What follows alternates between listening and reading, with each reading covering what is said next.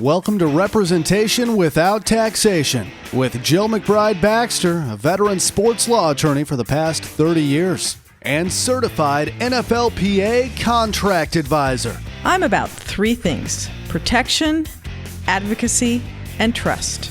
Not only is Jill an attorney, she's the daughter of a college football coach and the wife of a college football coach, and she knows all of the issues from all angles. This is Representation Without Taxation, a one-of-a-kind show featuring critically relevant material for contract employees in sports. This week I talked to Nick Ambra, the long snapper from Fresno State, and his coach, John Baxter. So I hope this helps all the NFL teams with maybe some of the unanswered questions you have about long snapper Nick Ambra from Fresno State. Okay, I'm here with Nick Ambra, and he's going to talk about lots of different things about being a long snapper. So my first question to you, Nick, is how did you prepare for your pro day? So there's what I did for my pro day, and I thought it was very beneficial and helped me a lot, is I actually did my pro day training at Fresno State. So what I did is I had a schedule set up with my strength coaches, and I did a lot of the on-field work in Bulldog Stadium where we were going to have our pro day. So I did a lot of my athletic training there, and then I went into the weight room, and they had a whole workout plan for me here. So I trained here, and it was actually really beneficial for me because I got a chance to, be with the strength coaches that have been with me for two years. So they knew my body, they knew what I needed to work on, they knew what I needed to do to improve to have a beneficial pro day. So I think that was really helpful, and it helped me a lot throughout the process and definitely got me ready for sure. Yeah, and so what were your results at the pro day? Because I know you just killed it at your pro day. Yeah, so I ran a 4.6 440, which is awesome.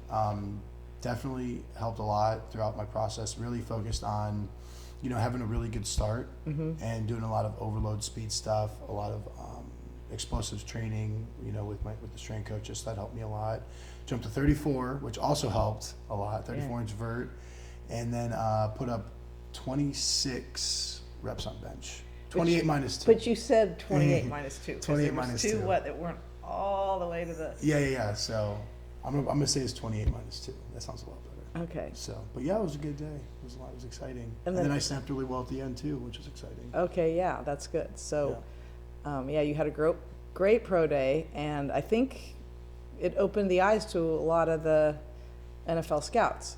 Yeah, no, it definitely did. It's very exciting, to kind of go through this process and to see, what could transpire. So it's an exciting thing that's going on. Okay, so now tell me, during a game, because I know prior to you being at Fresno State, you were a position player, and you played. Yes. What positions did you play? So I was a linebacker, and then my D coordinator left, and then so I transitioned to being like a fullback, superback type body. Okay, and you were long snapping too. Yeah, and then I was long snapping on top of that. So it's funny because besides O-line and D-line, I think I've played every single position at some point in my career. Oh, really? I didn't know that. Yeah, for most part, yeah. Whether it's on like a scout team or my redshirt year, or being a Core 4 special teams guy, like I think I've literally played every position besides O-line and D-line. Oh, wow. At some point. Well, that's pretty cool. Yeah, I know, right? Okay, but then you get to Fresno State, and John wants you just to be a long snapper. Yep, primarily a long snapper. Except for he did have you playing on teams. Tell me what happened there. Yeah, so I would help him out on scout team and stuff, and run down on kickoff and behind kickoff return and stuff like that. And then Coach Tedford put a stop to that. Did not want me to get hurt, so did not. That was short lived, but it was a lot of fun while it happened. Yeah, because I know you like playing a position. Yeah, I know, it's always fun. Yeah. So. Okay, so how do you prepare, at least during a game, for long snapping versus when you were a position player? Right. So as a position player, you kind of have an idea of when you're going in. Like so when I was a fullback, like third and short. Right. Like I knew I had to be ready. Right. When it was like, third and forever, I knew that I wasn't going to be in. But when as a specialist, you never know when you're going to be put into the game. I have to assume that the offense is not going to convert on every third down. So when you see the statistics where the offense goes, 10 for 20 on third down, that means I had to warm up 20 times. Right. But no one sees that. They only see that we only punted 6 times out of the, but they didn't know I would warm up 20 times. So like the way that I approached it and my punter Carson approached it is what we did is we treated ourselves almost a lot like track athletes. You have your first event in the morning, then you wait an hour and then you got to re-warm up for your second event and you got to re-warm up for your third event and so on. So that's what we did. So our dynamic warm-up was like a track athlete warm-up, before games, before practices we did every day. We called it speed school. That's what we did. Oh, okay. Yeah, that's what we called it. So, that's kind of how we warmed up and how we approach things. Just kind of, because it's more of a technical position than it is, when you're a position player. There's a lot of technicalities that go in with being a position player, but at the end of the day, as a specialist and especially as a long snapper, it's just, you and your technique. Right. You don't have to rely on the quarterback, throwing the ball in the right spot or, a defensive player making a decision. Like it's just you. So that's kind of how we approached it. All that Okay. type of stuff. So from that perspective, how many times during a game did you say you would probably warm up? You're saying 18? Well, it depends. It depends on how the offense is having a good game or an okay game. But I would warm up around 20 times a game, realistically. Because even when we get into the short range, I have to assume that we're going to kick the field goal. Yeah, what about field goal? How are you preparing for field goal? So once the offense crosses the 50-yard line, so from the 50 to I want to say Carson's range was to like the 43-yard line. So for that range, we would functionally we'd get a couple punt snaps because we'd be in like a pooch situation where Carson would want to put it up in the air and down it inside the 10, kick it to the gunners that are going down the field, and then we'd also warm up for field goal too. So it was kind of like a little hybrid thing we had to do in that range. And then once we got closer in there, I would just warm up for field goals. Okay. So yeah, so it's not like I never got a break or anything because I was either warming up for punts, I was doing like a hybrid thing just in case if we got a sack and we had to go and we got knocked back, we had to punt, and then once we got in the short yardage stuff, it was all field goals. Got it. Okay, so now tell me, we've had some discussions about who are you and why do you do what you do. Right. Why don't you explain when we talked about this, what were your 3 words where if you were to describe yourself as who you really are as a person? Okay. Yeah. No. So for the first thing that I would say is, I'm very competitive, and especially, going into the industry that I'm pursuing, it is very competitive, and anything that I've done is competitive. Like when I'm getting my MBA. Yeah. And so that was a competitive process. I had to make sure my application was better than the person behind me, or else I'm not going to get into the MBA program. Right. So everything you do in life is very competitive, and so I feel like competition brings out the best in people. I feel like iron sharpens iron, and especially in corporate America, especially growing up in the Chicago area, and all the parking garages are full at 9 o'clock. People get out and they get out of the car, and they're like mules, like cattle going to work in their cubicle. And then they sit there, don't talk to anybody, do their work, and it's 5 o'clock, go back to their car, and at 5:30 the parking garages are empty. They're just there's so much mediocrity, just going and doing a routine and not sharpening your skills or trying to be better. They're just very content, with life. And I feel like that's not a productive way to go about life. You have to be competitive. You have to always wanting to improve, because if you don't improve or if you don't adapt, you're just gonna be left behind. Very true. So when you talk about being competitive, that's something that I really emphasize. And then going into my other 2 words, holding yourselves accountable. Yeah. You have to be accountable. When you start to progress and you start to try to do things, you have to try new things. You have to put yourself out there. But if you don't fail, you're never going to succeed. If you don't take a loss, you're never going to learn from the loss in order to succeed.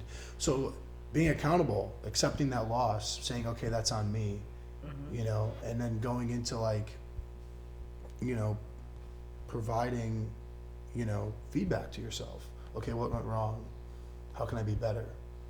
Okay. And then, going on to that, being reliable, You have to be reliable. Right, reliable and dependable were your other words. Yeah, dependable. Right. Like you have to be, like people have to depend on me. Right. They have to rely on me that I'm going to learn from my mistake, and I can go on and I can, fix what I did and go on to be, a better version of myself. So like the reason why I chose 3 words because it all like intertwines with each other. Yeah. So. Yeah. So his 3 words were competitive, accountable, and dependable. Yeah. And that's really who you are. Like, yeah, I know right. you're always like, okay, we're going to meet tomorrow, Nick. He's right here on time. Yeah, so right. I know you're always on time. I could see that. Always. Right? Yeah, he's always on time. And I know with my husband, he doesn't like it if people are yeah, I know. I'm always early to his meetings. like, I'm always early to make sure that I'm in my seat. I'm not. No. No, it's like, I'm oh just man. joking. Just joking So, about that. So, tell me a little bit about your transfer story. Like, why did you transfer from Western, and what was your experience there? Because I know you got to play a lot of positions and. Right. So, unfortunately, we weren't the best, team. We had a lot of struggles, a lot of injuries, a lot of coaching turnover. Made awesome relationships there. I wouldn't trade my 4 years there for anything. Mm-hmm. Created awesome relationships. Friends that I'm going to have for a lifetime. Mm-hmm. And, even those coaches that I, had a chance to meet and, be really a part of for 4 years, I treasure that dearly. But, it was tough. And, unfortunately, after the 2021 year, mm-hmm. Our athletic director told us that they're not going to renew our coaches' contract. So my old coaching staff was gone. Mm-hmm. And so, with me graduating that December, right. I didn't know if I really wanted to, go through that whole process again and like be part of a rebuild and, because I only have 2 years of football left. Right. So I'm going to go, so my last 2 years of football, I'm just going to, be a part of, like a rebuild, and, like with coaches that didn't recruit me, that don't know me, that, didn't have a home visit with me and meet my family. I just didn't know if I really wanted to, be a part of that. So I decided to transfer. And it was a tough decision because I left a lot behind. I've developed a lot of relationships and, Mm-hmm. I loved, my time at Western Illinois, and I loved, what I built there in terms of relationships and what I got my degree in. So it was tough, but, I felt like I said, I wanted to be competitive. I wanted to, push what I think I can do. And, I feel like, me staying would have been a mediocre move where I'm just not, bettering myself. Yeah, so then you came to Fresno State. So I came to Fresno State. And it's funny how I ended up out here, like going through the transfer process. You never know who's going to call you, text you, or whatnot. Right. And one of the coaches here on staff, Coach Phipps, he recruited me out of high school. And so when I hit the transfer portal, it just so happened that things worked out and they had a spot for me here. And so, yeah, I came out here and became a full-time long snapper. Okay. Yeah. All right. So is there anything about you that an NFL team would need to know that isn't like in your tape? Right. Or yeah. Well, a lot of things that a lot of coaches don't see is the training and stuff that comes, before game day. right. The hype is in the prep. Yeah. Coach Baxter says it all the time. The hype is in the prep. How do you prepare yourself for the game day? And so a lot of that is like my strength training. And we talked a little bit about it with like my track style warm up that we do before practices. But what coaches don't really see is the strength training that is involved in everything. And so I like to say that I'm pound for pound the strongest person on the Fresno State football team. I heard that you are, Nick. Yeah. So that's something that I, like hold like near and dear because that's something that like I put a lot of time into. And I lifted with Malachi Langley and Tyler Mello and like the starting middle linebacker. That's who I lifted with. Yeah. I didn't lift with the like myself or like I didn't do like an alternative workout, but I lifted with those guys and they pushed me and I pushed them. Yeah. And like I feel like they got a lot out of it too, not just me and myself. Like we really pushed each other, and like guys like Malachi like had a great year, Or the Sweeney number 9, he had to get permission for that. So it was cool to see him excel as well, and see all the hard work. And same with Tyler Mello, he had a great year as well. So it's just exciting, to be able to lift and work out and train with those guys, because coaches don't know that and don't see that. Yeah. So what lifts were you guys doing? Let's just. Just the standard. We did a lot of bench, squat, cleans. Like that's kind of like, what we did. So we did like heavy lower body, heavy upper body, and then we did an explosive lower body and explosive upper body lifts. That's kind of what we. So what was the lift that you think you were like? You always beat those other linebackers. You beat the linebackers. Let's see. Definitely squat. I squatted a lot. Definitely did. What did you squat? What did I squat? I squatted 585. What is it? 585. Oh my gosh. Yeah. So Okay. 6 plates on each side. Yeah. So I couldn't do that. No, you can't do that. So that's what I did. I'd be like, oh my god. And then a 405 bench, and then a 325, 335 hang clean, or Olympic style clean, I would say. Oh, that's great. So yeah, that's kind of the stuff we did. But it was fun. It was fun to go in there and compete and push each other. And it's funny because when I had my exit meeting with Coach Tedford after the 2022 year, he's like, why do you have to lift so much? Aren't you gonna get hurt? And like he's like, he didn't want me to get hurt. He's always like pulling me out of doing like the scout team stuff on kickoff, and he's like, there's no need for you to lift that much. He's like, what's with, why can't you just do like moderate weight and just not tweak your back or and it's funny, going back to competitiveness and going back to my 3 words, I told him, I was like, look, I feel like I lift this much because from a aspect of being a team player and being for the team, I feel like they feed off of my training and my workouts and stuff like that. And that's what I explained to him. I was like, I know I'm not an essence of like when you look for someone for a pregame speech, you look at the quarterback, you look at the head coach, you look at the Mike linebacker, you know what I mean? But when it comes to the weight room and stuff, that's where I excelled, as being a leader and a captain. Gotcha. Even though I wasn't a captain, like I didn't go out for the coin toss. Yeah. But that's how I looked at, in terms of being a leader on a team, that's where I excelled. So you were a leader in the weight room for sure. Weight room workouts, stuff like that, and so like I feel like that was my biggest contribution to the team. Oh, interesting. In a way. Okay. Obviously like, I'm only going to play 10 snaps a game, so like when it comes to it, and like you never know, like I mean, it's all fun and games until everyone's sitting on the sideline locked in arms, and the field goal team's got to go out and make the kick, or we're backed up in our own end zone and we got to get the kickoff. We got to have a clean operation. So, but obviously, like we don't touch the ball as many times as the quarterback or the center, or have an opportunity to make a game-changing play as much as a linebacker on a 4th and short opportunity. But that's where I excelled, and that's and I have been Nick D'Ambra's position coach and special teams coach for the last 2 years. So, John, tell me what it was about Nick that made you recruit him, and why did you think he was a good prospect as a long snapper? Well, after or right before my first season at Fresno State, it was made aware of me that we needed a long snapper. And obviously coming in, that was told to us by Kalen DeBoer, who was on his way out. So, we began to make a search for guys, and we actually found Nick in the transfer portal at Western Illinois. And at Western Illinois, he was a position player. He had some background at linebacker, but was playing H-back and also long snapping. And, one of my prerequisites for finding a long snapper is I want a football player and an athlete. I don't just want a long snapper. I don't want somebody who could just throw a ball through a hole in a tire, kind of like shooting free throws. I want a guy that can snap, release, block, cover, tackle. And I got all of that in Nick.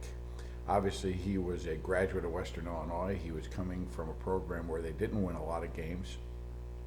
Coming to Fresno State and winning was exciting to him. And, getting an opportunity to make a guy that was a position player that long snapped, a full-time long snapper, was attractive to me. And really over the 2 years he played for us, he fulfilled all of that bill. In fact, there was a point here in his first year where I had him really practicing on all four of the teams of kickoff, kickoff return, punt, and punt return, until the head coach said to me one day, what happens if he gets hurt or he goes down in one of these drills? And made me stop and think. And he said, I don't think we want him in these drills, even though, he can play on all these teams, because if he goes down, we don't have another one like him.